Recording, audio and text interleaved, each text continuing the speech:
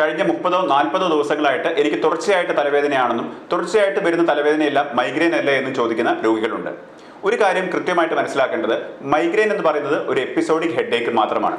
Episodic എന്ന് പറയുന്നത് ഒരിക്കലും നിങ്ങൾക്ക് തുടർച്ചയായിട്ട് എല്ലാ ദിവസവും കണ്ടിന്യൂസ് ആയിട്ട് വരുന്ന ഹെഡേക്കുകളല്ല എപ്പിസോഡിക് പെയിൻ എന്നോ മൈഗ്രെയിൻ എന്നോ വിളിക്കുന്നത്.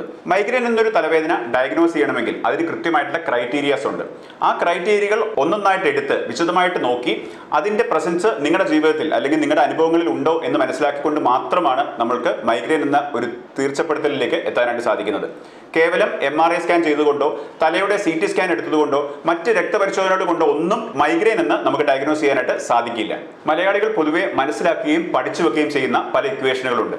തലവേദനയോടൊപ്പം ഛർദി വന്നാൽ അത് മൈഗ്രെയിൻ ആണ്, മാറാത്ത തലവേദനകളെല്ലാം മൈഗ്രെയിൻ ആണ്, എൻ്റെ അമ്മയ്ക്കോ അച്ഛനോ തലവേദന ഉള്ളതുകൊണ്ട് ഞങ്ങൾക്ക് പാരമ്പര്യമായിട്ട് മൈഗ്രെയിൻ ആണ് എന്നിങ്ങനെ പല തെറ്റിദ്ധാരണകളും നമ്മുടെ സമൂഹത്തിൽ നിലനിൽക്കുന്നുണ്ട്.